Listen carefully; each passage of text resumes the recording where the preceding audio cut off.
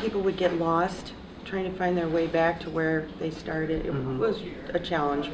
And not to mention if you're infirmed or elderly, that's a long walk, back and forth and back and forth. So this is way better for them. Come down here, the signage will be in, and it'll kind of point to this direction, and you'll come to this door. And the doorbell rings inside, but you can see here's an eye. We can also see who's at the door.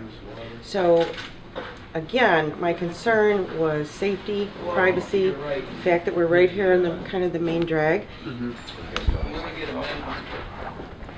Once we come in here, there's an energy saving device that turns the lights on and turns them off. The bays are laid out in horseshoes so that we can see what's going on and we can get to you quickly. There are 9 bays, and these are brand new stretchers. And we spent a little extra money to get nicer mattresses, but it's all about patient comfort. And when people come in, we take away all their clothes, their individuality, and this becomes their environment, this bed. And so this is important to me.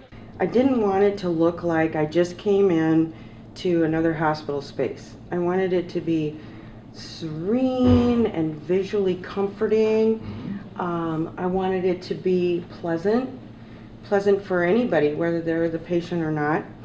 And I wanted to embrace the fact and honor the fact that we're on the prairie. We aren't in downtown LA or Manhattan. We don't want to look like we're trying to compete with that. We live here. The vast majority of our patients also live here in the Midwest. So the cornflowers in the picture, the colors, I like craftsman style and mission style. It's relatively simple, but it's classic. Jewel tones, earth tones. And the decorator I worked with she was great. And so I tell her what I liked, and she would come up with selections.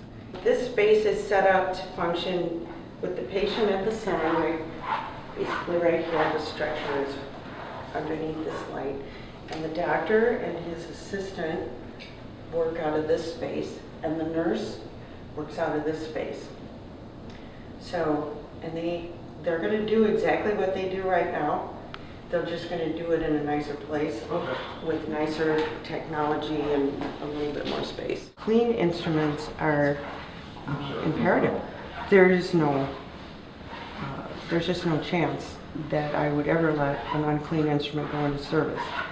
And like anything else in your house, for example, that you're on city water, you can see that sometimes you get rust stains and things start to, accumulate. This filters all of that out so it does not go into the scope, because all of that kind of sedimentation in the different little channels of the scope, it builds up over time, and then germs are that much more difficult to get out of those channels. And it's very hard on the instruments, and the instruments are really expensive. We want them to last a long time. So I'm happy about this. Is it new? Yeah. So you didn't have this filtration in the old? We had the basic filtration that came with the washing machines that we use. We have scope washing machine. It's like a dishwasher for scopes. But the water, again, goes into the dishwasher. It's wear and tear on that. So this is really a way to kind of preserve these expensive investments. Plus, it all leads back to the patient with safety. The cleanest possible instrument that you can possibly get.